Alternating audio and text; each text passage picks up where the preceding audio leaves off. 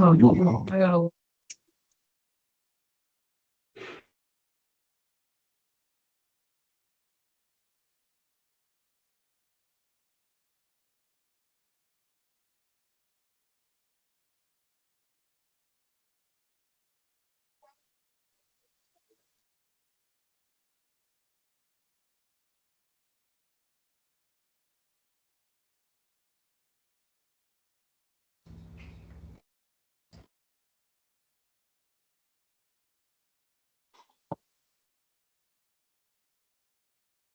Good morning, everyone. Some people are still trickling in, so we'll get started here in 2 or 3 minutes.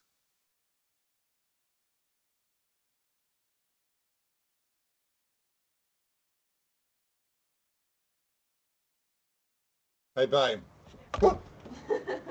Next Thursday night, I'm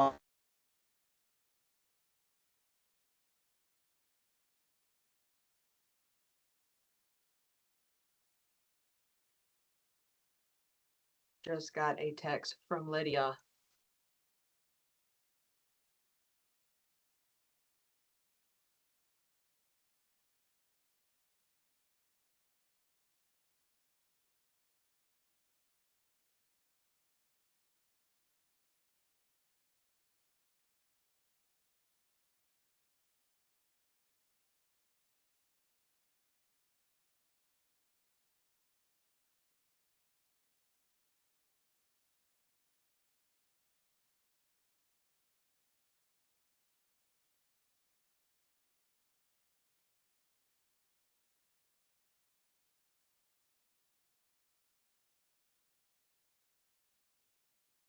Keep you.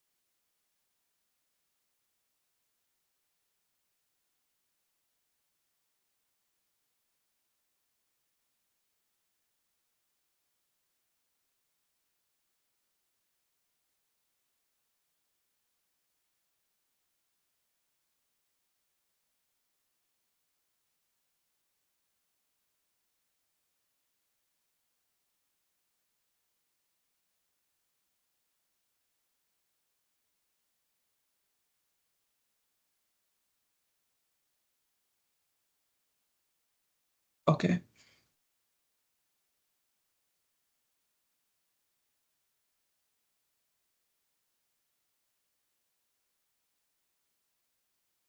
All right. Good morning, everyone, and welcome to the Post-Award Workshop for our fiscal year 2026 program of projects. My name is Grant Sparks, and I'm the Director of Statewide Transit Programs here at DRPT. And I'm joined by Gabe Ortiz and Kyle Trissel, who will be your facilitators this morning. Many of you have attended this workshop in the past and know what to expect, but for those of you who are new to our funding programs, the goal of this workshop will be to orient everyone with how to administer their fiscal year 2026 grants. So with that, just want to thank everyone for attending, and now I will turn it over to our facilitators. Thank you, Grant. I'm Gabe Ortiz, and I work out of the Northern Virginia office here. I primarily manage commuter assistant programs up here in Northern Virginia, and the grants that they have, and also work on special projects throughout the year. Good morning, everyone. My name is Kyle Trissel. I'm one of our transit program managers out of the Richmond office. So it's good to see you all today. And with that being said, I'll go ahead and turn it back over to Gabe to get us started. All right. So a couple things to keep in mind as we go through the presentation. Everyone's going to be listen-only mode. And so we're going to provide a lot of opportunity for questions pretty much after every agenda item, which we'll get to here in a second, we'll pause, let everyone ask a question. Presentations are only as good as the questions you get. So make sure you aren't too shy. You talk about things that you need some clarity on, or some things that we did good and you want to reference that, or suggestions you have. Just make sure you have those questions ready to go. We're going to utilize the raise your hand function. So make sure to do that, but we'll also give you the opportunity to put in questions in the chat. So we'll have somebody monitoring that. With that being said, there are a couple documents I wanted to talk about here.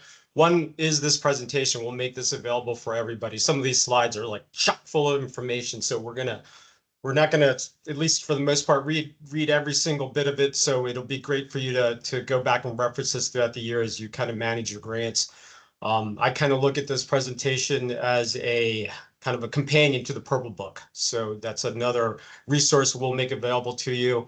And we'll also throw in the Blue Book, even though that's kind of what you would be reviewing prior to applying for a grant. I find myself going back to the Blue Book several times throughout a fiscal year, so it's always good to have that handy.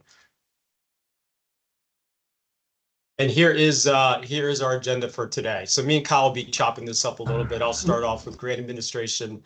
Then Kyle will take actually the last slide of the grant administration, which talks about TRIP. And then he'll take over transit performance data. I'll jump in for CAP performance data. Then he'll go all the way through the TAM plan. Well, I'll jump back in for communication updates. Kyle will bring us on home with engineering updates, and then we'll wrap up. Again, have another option or opportunities for questions and next steps.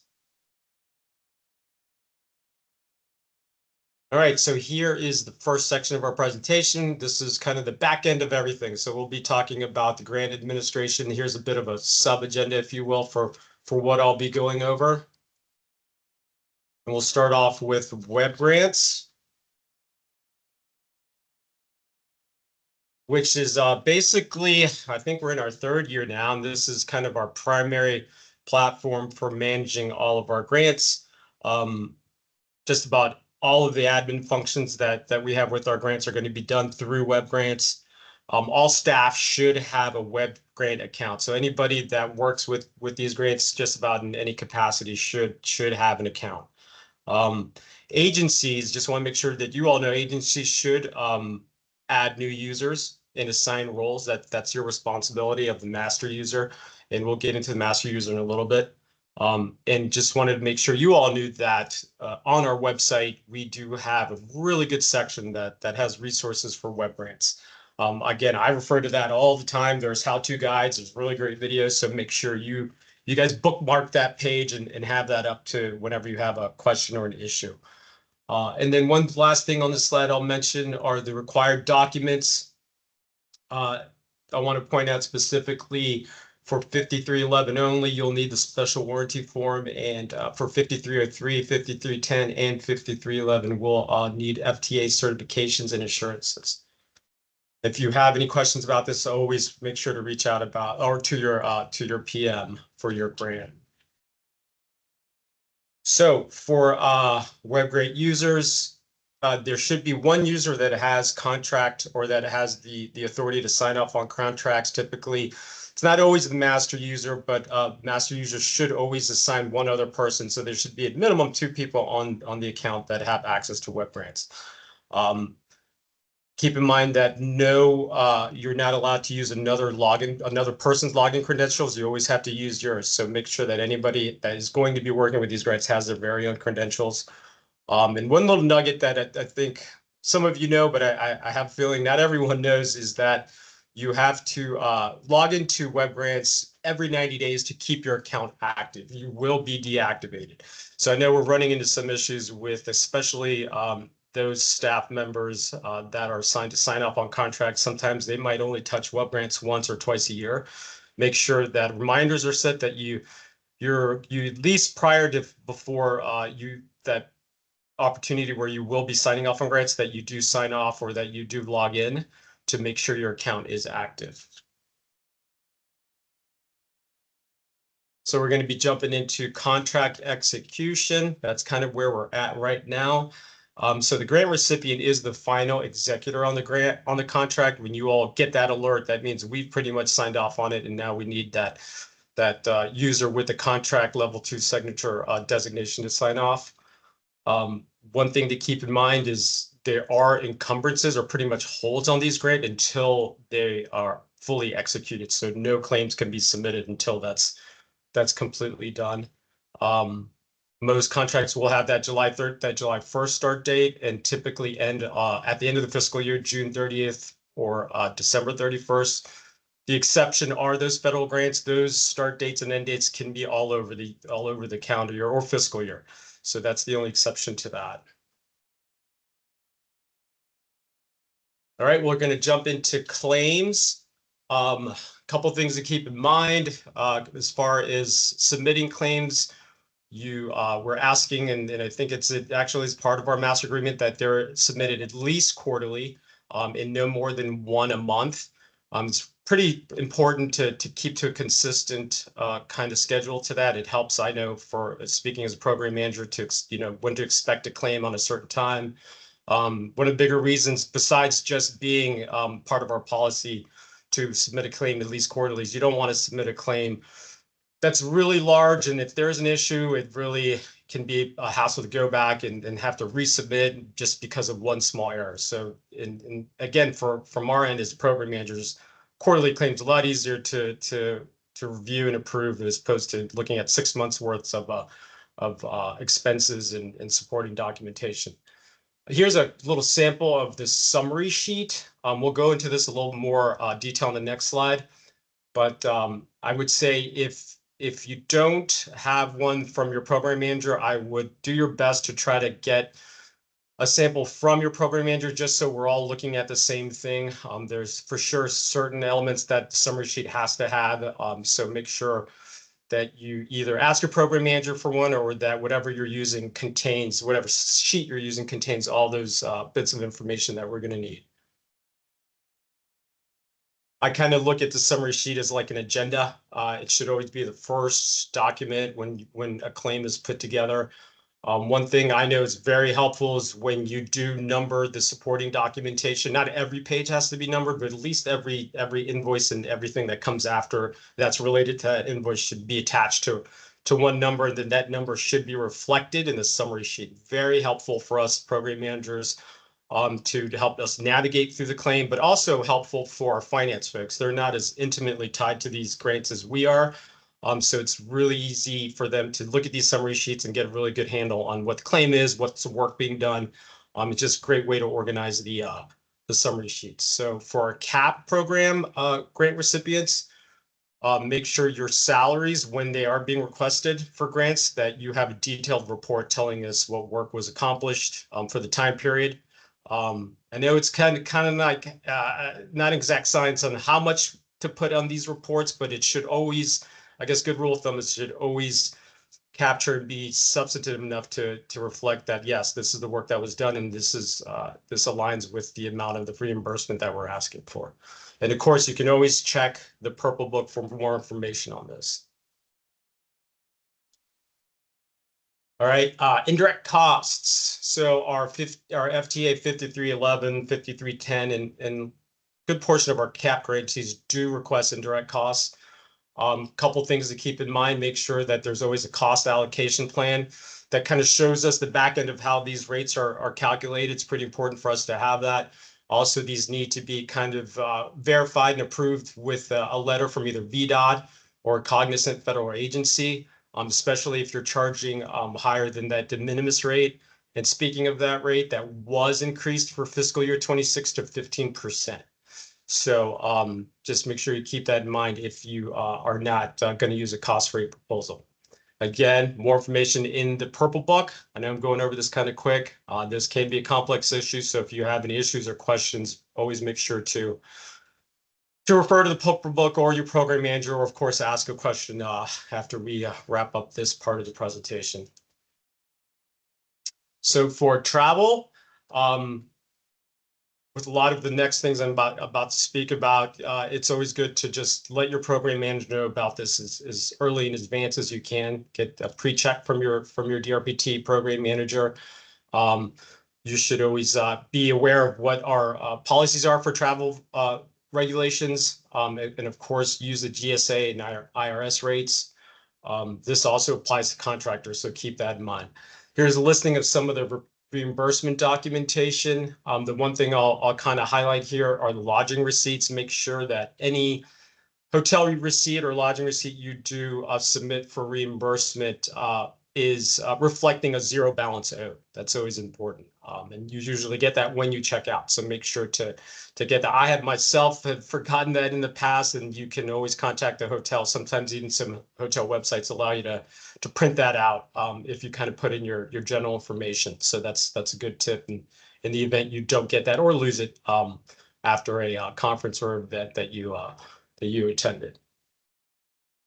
And then new for 26 is a travel summary sheet. It's not going to look radically different, I don't think, from anything we've used in the past, but it's definitely more streamlined. Gives you a lot more opportunity to enter some of that information that we need specifically when it comes to the conference and the event itself and ground transportation. This can be obtained on the WebGrants website, or you can ask your PM for that. Again, this is what we'll want to see and take a look at prior to any travel taking place. Okay, we're going to go into time extensions now. I guess a lot of information here. I just want to touch on a few things and just about like with everything we'll talk about in these next few slides, always provide ample time to let us know that an extension is going to be needed. Also, it's important to have good justification for the extension. Make sure you give us a good reason. It's not referenced here, but I'll make sure to highlight that we also in your request will need a drawdown timeline. So that's important. It can be a simple table that has a date with when the claim will be expected and then the amount. It can be one or two items. It can be five line items in that table, but make sure that's always included in the time extension. Also, always good to give us a good, clean understanding of what the work that's going to be accomplished during that extension. A lot of times it's really just going to be what was being worked on prior to that. But if there are any changes, even if they're subtle, please let us know and make sure that that's highlighted in the extension request. And then for a CAP operating grant, the end date extension for a CAP operating grant is very rare and to be extended. And that also goes for transit operating, which actually those grants are not allowed to be extended. So keep that in mind. And then one caveat is that there's no guarantee that a request will be allowed, or I'm sorry, an extension will be allowed and approved, especially if you don't adhere kind of to these few things I spoke to. So again, the big takeaway is make sure you just provide ample timing and get all your ducks in a row before the extension is requested. So budget and scope changes. Again, talk to your manager before you're going to need this. This is what our monthly and quarterly meetings are for, especially when you're rolling into that second half of the year. If you see a need to make that change, make sure you communicate that as early as possible to your program manager. This is done directly through WebGrants, and you can use the contract amendment module to do this.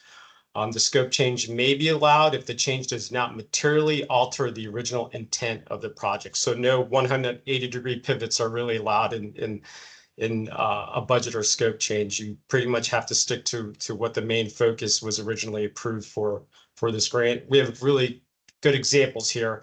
If you're going to increase or decrease units, if you had a project that's going to switch from hardware to software, or software to hardware, or the revenue vehicle type will change. These are things that would be allowed. Some things that wouldn't be allowed is if you're changing from operating to capital, or if you had an initial project that was for marketing and now you needed to pay for a salary. These are the type of changes that probably will not be allowed because that pretty much changes the entire focus of the grant.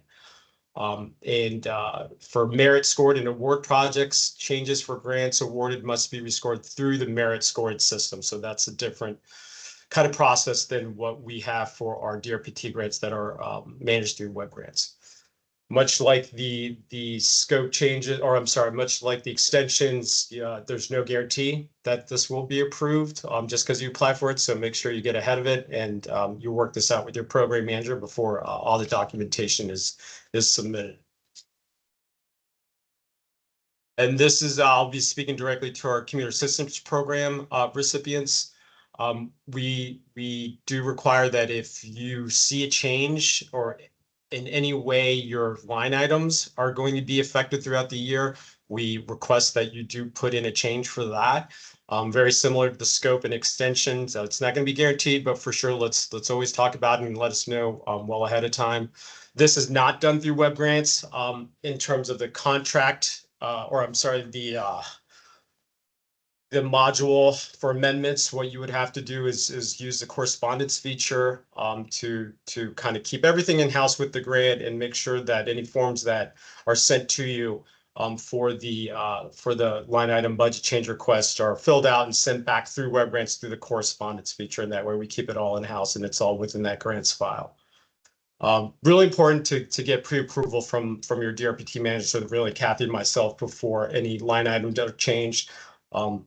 Take that opportunity to always discuss that with us. Let us know why.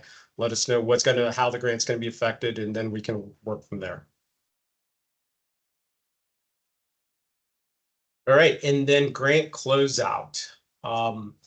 So final claims can be submitted through web grants as long as they're 90 calendar days after the final expenditure or the project end date. Pretty simple process. Once you do that, there's a yes/no button that you have to hit. That helps us and our finance folks immensely when you're closing out a grant. So make sure to do that. If you don't do that, we got to track you down and then get more formal correspondence. So this is an easy way to do that. Another way is to close out a grant is when a project reaches zero, it will be automatically closed out. We do ask that when that is the case, you submit or you send us correspondence through the correspondence feature in web grants to let us know that yes, indeed, that the grant is being closed out and we have reached a zero balance.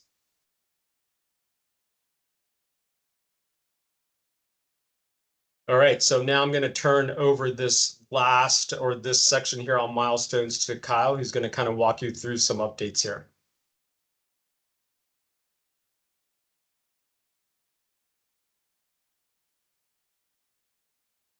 You're on mute, Kyle. Thank you, Yeah, Gabe. there you Appreciate go. it. Sorry about that. Yeah, no worries. Thanks, Gabe. So yeah, moving on here to project milestones. So similar to kind of what Gabe was talking about with some of the correspondence features, project milestones, some of you all might remember this from some of our previous grants management software. But this year, DRPT is rolling out a new milestones feature for all merit capital TRIP grants that are related to public safety and passenger amenities. And these milestones will be available for both DRPT staff and the grant recipient to edit within the grant record in web grants. So recipients of these grants should work with their program manager to populate project milestones on this form and keep them up to date throughout the life cycle of the grant. DRPT staff can provide milestone templates for different types of projects, such as vehicles, professional services, equipment, and etc. So as you're kind of looking at these milestones, work with your program manager to kind of build out specific things, because we want to have detailed records of how exactly the grant is going. And so then next, trip performance reporting.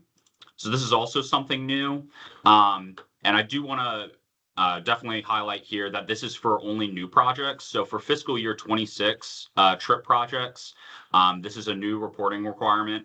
So if your trip project was awarded in fiscal year 25 or older, please continue using old reporting methods, whether that's through SharePoint or through the claims submitted to DRPT. But for capital projects such as those under trip passenger amenities, project managers will get those updates at quarterly meetings. And this can include project spending status, what materials are being procured, and if components have been ordered or installed. And for trip regional connectivity and zero fare projects, grant recipients must be using a new reporting template provided by your program manager and submitted in performance reporting through the SharePoint that is currently being utilized for monthly performance data to DRPT. For TRIP public safety, in particular the security personnel projects, grant recipients may submit any incident reports or summaries from their contractor. These reports or summaries can be submitted through the claim submissions, SharePoint, or via an email to your DRPT program manager. And then, of course, if there's any questions about this process, please reach out to your DRPT program manager or TRIP program manager, which is Evan. All righty. So that was quite a lot for grants administration, but we'll just take a brief pause here. And if anybody has any questions, if they want to unmute themselves, we're happy to field those at this time.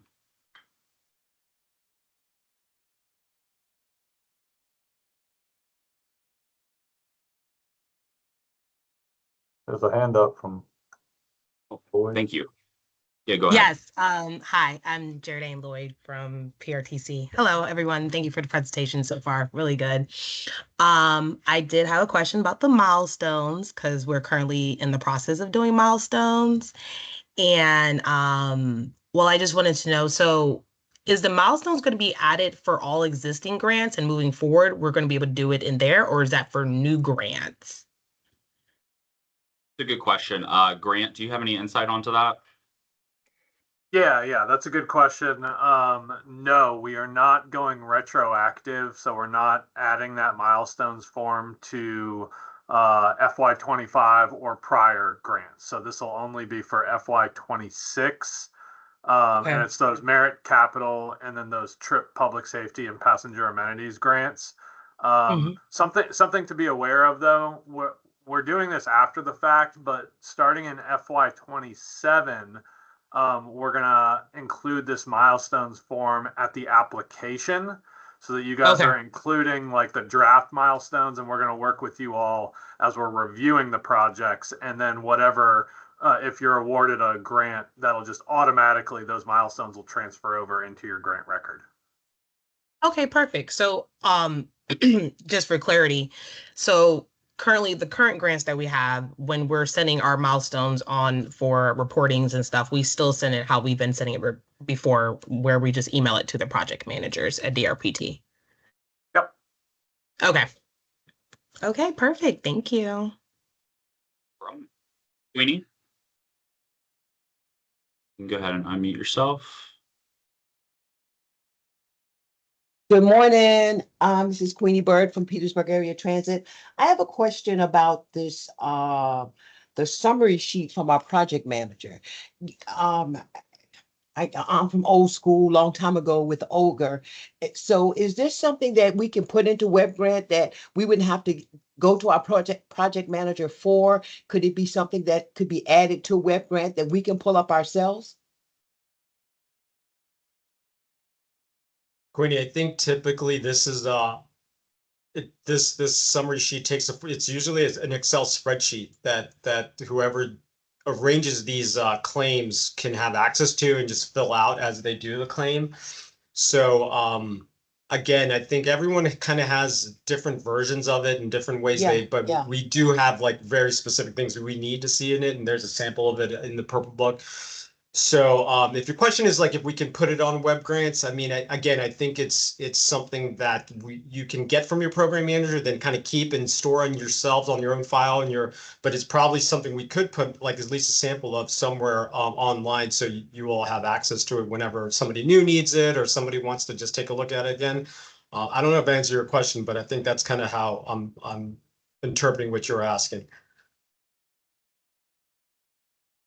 Okay. I'll get with Kathy and see if we're doing exactly or because usually what we call if our deputy asks for a list of while I keep a book with all the things that I submit for reimbursement, at some point.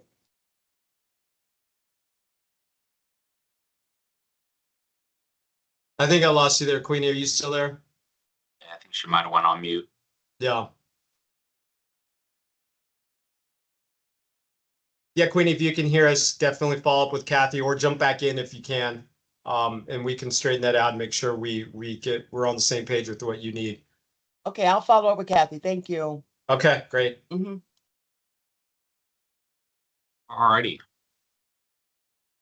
Well, moving on then, and of course, if anybody does have any further questions, feel free to throw those into the chat. But we do want to be respectful of your all's time, so we'll continue on. The next section here, while this might feel a little out of place, we definitely wanted to touch base with you all about Smart Scale. Round 7 in particular is approaching next year, and DRPT wants to remind all of our transit partners about the engagement requirements for these applications. If your Smart Scale project is primarily focused on transit, you are required to meet with DRPT by October 31st, 2025.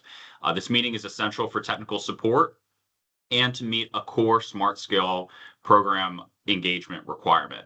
An example of a primary transit project is a new high-capacity fixed route bus service. For Smart Scale, projects that are roadway-based and include only minor transit elements, they are exempt from the DRPT engagement requirement mentioned above, and they do not require that meeting with DRPT. A common example of this kind of a project is a road widening project that includes a new bus stop. In summary, if your Smart Scale project is primarily transit-based, please email Paige Lazar to schedule an engagement with the RPT before October 31st. We do want to stress just to try and email that as quickly as possible because we definitely want some time to make sure that we do meet that requirement of October 31st.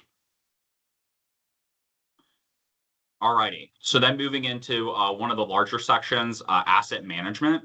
So transit asset management plans, and I'm sure a lot of you folks already are aware of these. So we briefly just wanted to talk about the two tiers that go into the transit asset management plan. Tier 1 agencies, these are agencies that are over 100 vehicles in maximum service. These folks are required to develop and maintain their own TAM plans. And then I would imagine most of you that are on the call today are part of the Tier 2 agencies, which can participate in a group plan. And here in Virginia, DRPT sponsors a statewide group plan for eligible agencies. So the TAM plan essentially assessing the current conditions of your capital assets, determining what the condition and performance of its assets should be, identifying the unacceptable risks, including safety risks, and deciding how to best balance and prioritize reasonably anticipated funds. So moving into the next section, the DRPT-sponsored Tier 2 plan sets assets and facility conditions for targets annually. So per federal guidance, TAM plans must be fully refreshed every 4 years. So DRPT is kicking off its efforts to revise the TAM plan this fall. The effort will include additional agency outreach and coordination, so please stay tuned for webinars and emails in regards to this. And this will result in a new plan that will be published by October 2026. The table highlights the current fiscal year 24 and fiscal year 25 targets, which have remained the same. As part of the Tier 2 TAM plan, DRPT coordinates the assessment of facilities and conditions. This includes NOVA agencies that will be addressed and include these folks in mid-August. So WSP has been contracted to take on this initiative. So Arlington Transit, Alexandria Dash, Fredericksburg Regional Transit, Loudoun County Transit, and Wintran are the 5 agencies that will be contacted. There's no longer a requirement for agencies to perform a self-assessment of their facilities. This kind of takes over that portion. So if you're one of these agencies, be prepared to get contacted by WSP, and we will be there shortly. Okay, so then moving over to performance data. Over the last few years, DRPT has taken a more active role in monitoring statewide performance data. This includes ensuring that data is reported by the first of the month and reviewing backup documentation. Backup documentation should, at a minimum, include detail by mode and in a format that can easily be reconciled by DRPT staff. Monthly performance data metrics are now posted on DRPT's open data portal, which if you haven't visited, we highly recommend, and available to the public, so it's critical that data is reported accurately and on time. For fiscal year 26, DRPT will be adding a new tab within each agency spreadsheet to report data for the new fiscal year. And then continuing on, DRPT asks transit agencies to complete performance data amendments in SharePoint no later than December 31st. In January, DRPT staff will be reaching out to verify this data and to ensure we have the most accurate data for the operating assistance formula. So, this is very critical to make sure that our operating assistance formula is on time and is accurate, as many of you all are interested in that formula. And then finally here, we wanted to highlight here the importance of accurate performance data. We identified recently that performance data was one of the top findings for compliance reviews. So we just wanted to stress kind of going into this next fiscal year, the importance of, making sure that your performance data is accurate, so that way that doesn't show up on a compliance review.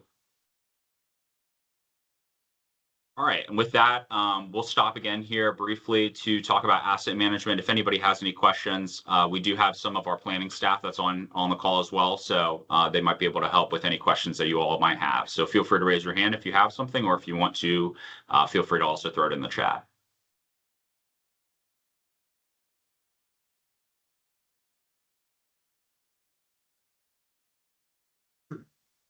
All right. Well, hearing none, we'll continue on. And like I said, if you do have any questions, feel free to throw them in the chat and we can address those as we go.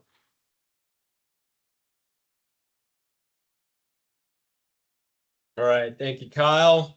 Sticking on the performance data theme here, I'm going to specifically talk about commuter assistance programs and what we are requiring.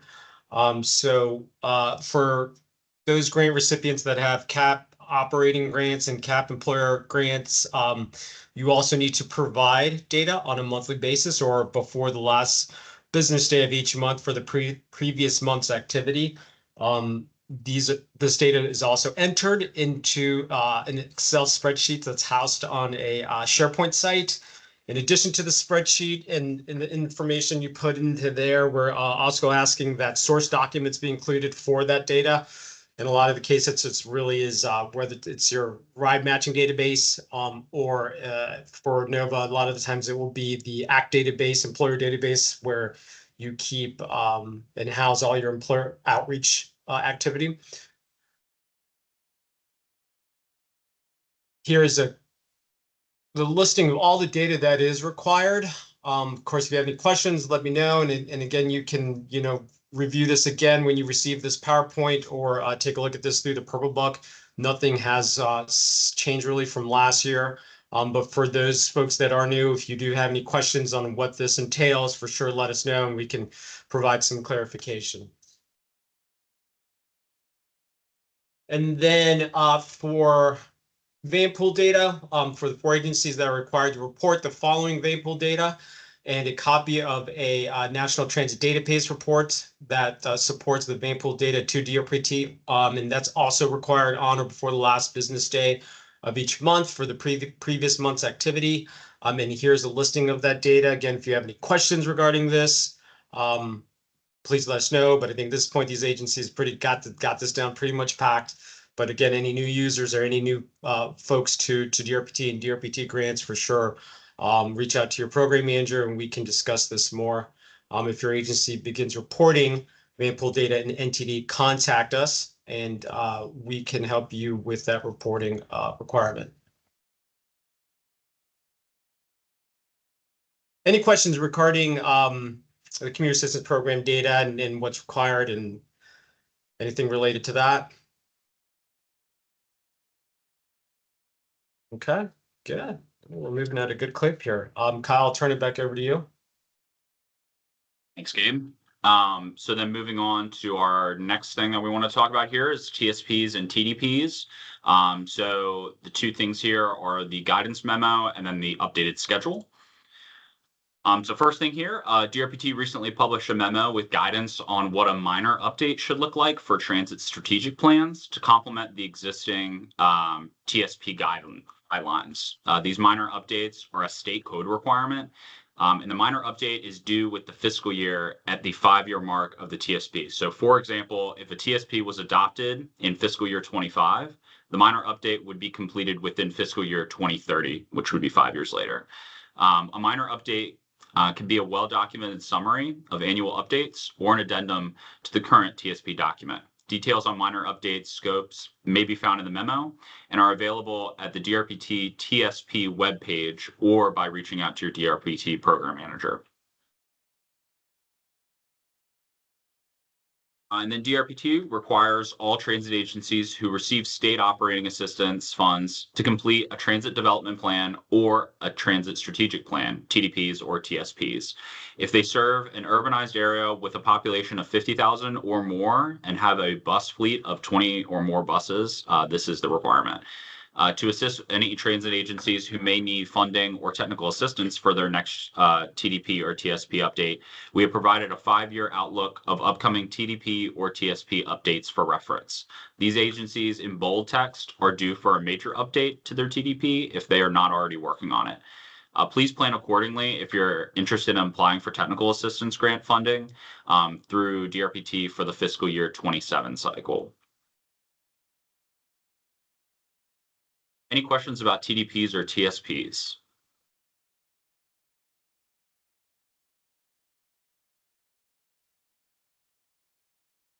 Right. We will continue along. Like Gabe said, we are making pretty good pace here. So the next section here is procurement updates. So we'll talk about the GPC, prime and sub requirements, and then the state bus contract updates. First thing here, DRPT has procured 5 prime consultants to provide transit and TDM planning consultant services in Virginia. These are AECOM, Michael Baker, Kinley Horn, WSP, and RK&K. There's also some subs that are on that as well. So this bench contract is available to DRPT and all transit agencies, MPOs, human service agencies, and commuter assistance operators. The DRPT General Planning Consultant bench lists of consultants and point of contacts that may be found on the DRPT website under the About Us tab and Do Business With Us page. And of course, any information on the GPC that you might need, you can reach out to either your program manager or the planning department at DRPT. And there's a lot of information on here on this slide, and DRPT recognizes the complexity of procurement requirements. Knowing that not every agency has the resources to fully dedicate towards these sorts of requirements, DRPT is prepared to assist in subrecipient procurements. In turn, a lot of these requirements, we ask that you just reach out to DRPT when working with subcontractors before taking any actions.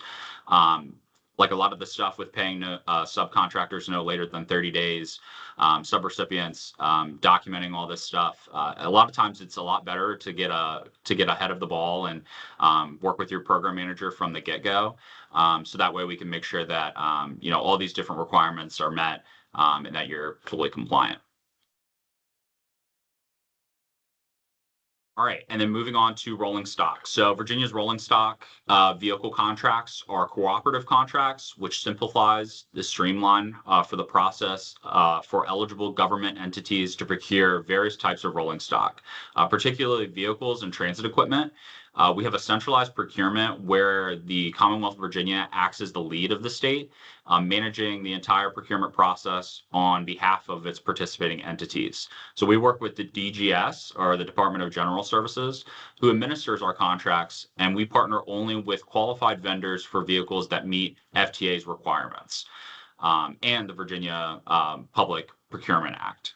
In terms of who can participate, these include eligible state agencies, local governments, and educational institutions, which can opt in to participate in these pre-negotiated contracts.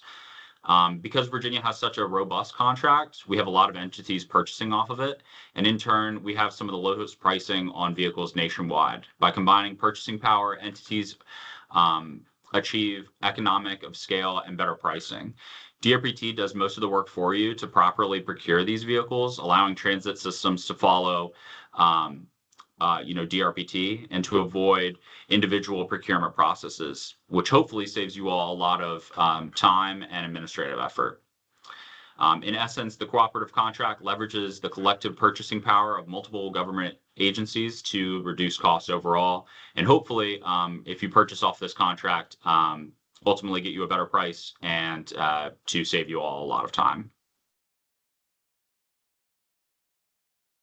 And then this is just an update for what's kind of going on with our state bus contract. Currently, we have several different kinds of vehicle on the contract. This includes 11 passengers to 27 passenger body on chassis, paratransit buses with multiple options, and low floor buses, modified minivans, raised roof vans, and of course, a lot of them have different propulsion options. So if you do have any specific questions about any of these, feel free to reach out to us or DGS directly. Probably better to go ahead and reach out to us, and we can kind of get you more information. And of course, if there's anything that you guys are interested in, a lot of times if you're able to get us that kind of feedback, we can certainly look into those different kinds of products that are out there. Any questions on anything procurement related, the GPC, prime and sub requirements, or the state bus contract?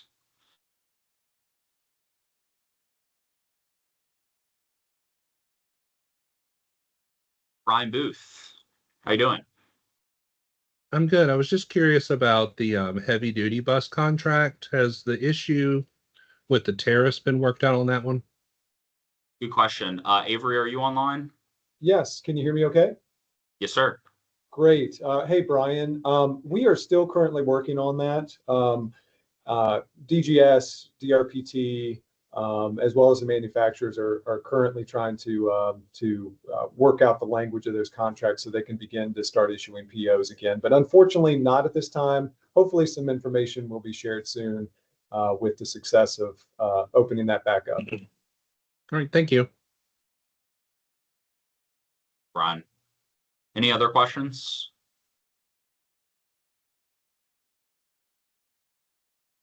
All right. Well, hearing none, I will flip it back over to Gabe.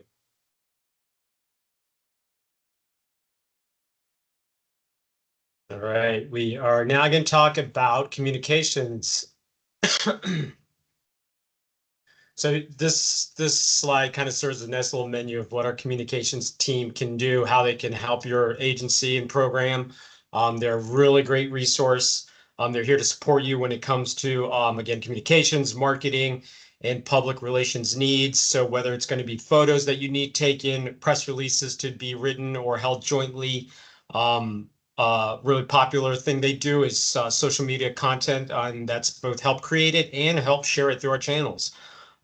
So they can also provide attendance to your events and anywhere that your agency will be speaking at, help promote campaigns in collaboration with our listed partners. So if you need any of these services, make sure you reach out to your DRPT program manager, and we can help connect you directly to our communications team and provide that link to get any of these things done. In addition to that, we have our communications and marketing bench contracts. Several of our grantees have already taken advantage of this and had a lot of success. And I think I've really enjoyed this feature that we have. So if your agency can use the bench contractors for any of the marketing communication needs that you have. So make sure you reach out to us to use our communications team for all these needs.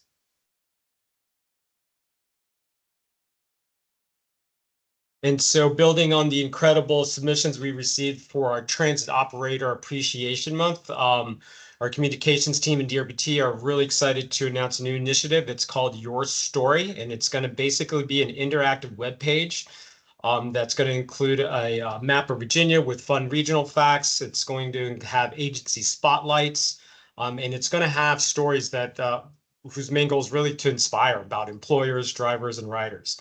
I kind of see this as it's kind of telling the story of like the human side of transit and TDM and what we do, could get away from kind of the nuts and bolts and go beyond what we typically think of transit. I think that's really huge to connect to riders and to connect to our communities. So really excited about this initiative. And again, it's only going to be as good as also, I think, the input we get from you guys. So it's really critical that when you do have that human side of a story that you want to share, connect with Jayla. She's going to be your contact on this. And, we're really excited to see what comes out of this, again, to help tell the story about how transit affects people. Any questions on communications?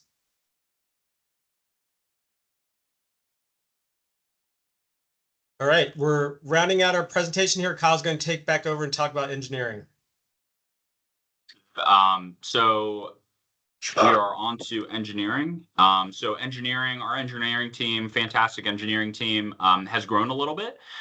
So many of you all know Alan.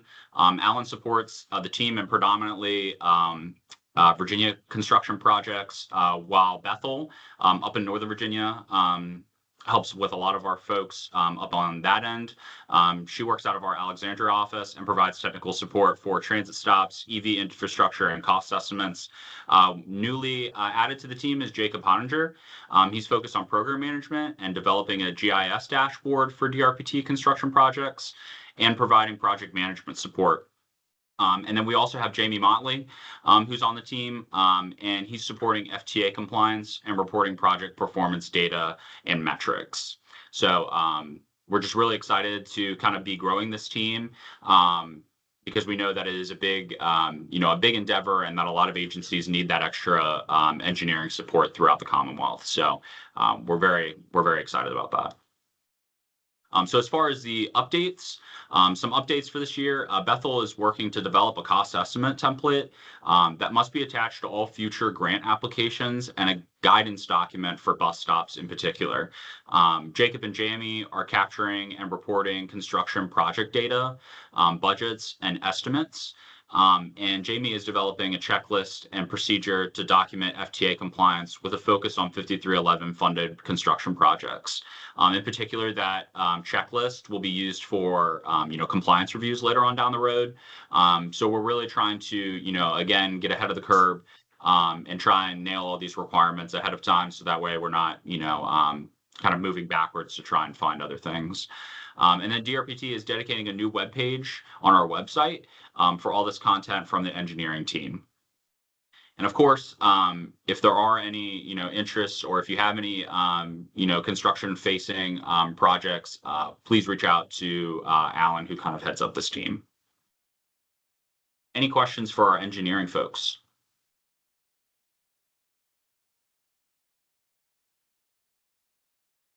All right. Well, seeing none, I will hand it back over to Gabe. All right, we're going to wrap it up. Here's some upcoming dates we wanted you to take a look at. We wanted to highlight our sub-recipient in-person and annual workshop. While we don't have a date or location for this yet, our sub-recipient workshop is the best forum to receive in-depth information about sub-recipient requirements. And in terms of 5310 and 5311, we strongly encourage that's intended.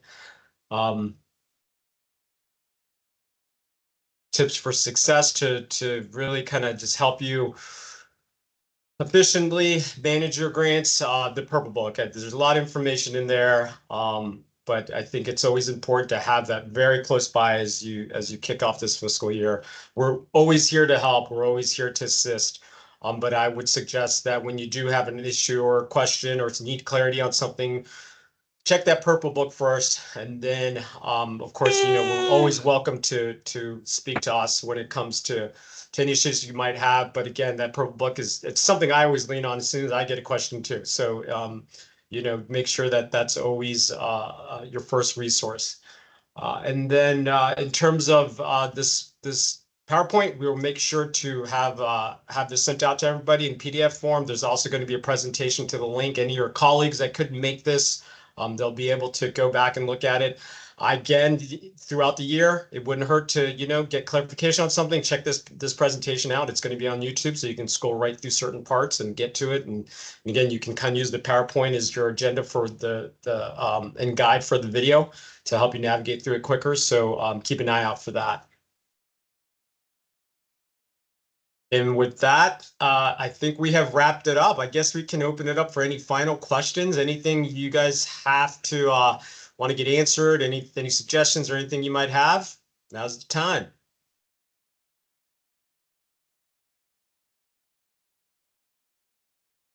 I think we did a good job, Kyle. We do have one hand up. Crystal. Oh, there you go. Yeah. Hey, Kyle. Hi, Gabe. Hello, Crystal. How are you doing? Good. Good. Just wanted to ask the workshop y'all do in December. Are you still doing that this year? Yes, the subrecipient workshop. Is yeah, that so- the one that's gonna be in November? Yes, I believe so. I mean, it's usually like right on the cusp between November and December. You're right. I guess it usually is early December, but yes, that's the workshop that we were talking about there. And as soon as we do have like a date and location, we'll be sure to send that out to you.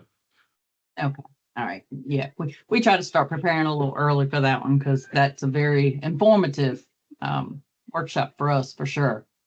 Yeah, totally understand. Yeah, I mean, that ends up being very informative for us as well, because that's a great touch point for us to, kind of chat with grantees and whatnot also. So, yeah, we're Great. looking forward to it as well. Awesome, awesome. Well, we appreciate it. I know this right here was very good today. I don't think any of my other people were able to join today, so I will definitely let them know where to find it and send them the PDF when I get it. Crystal. Yeah, great, Thank you. Crystal. Yeah, that goes for everybody. Make sure you pass along any emails you get from us with these resources. Well, I want to thank everybody for joining us. I appreciate it. I know everyone has busy schedules. I think this is always a good way to kick off the year. If there is one takeaway, make sure you just stay on the same page with your program manager. It's critical. We're always email or phone call away. Thank you, everyone.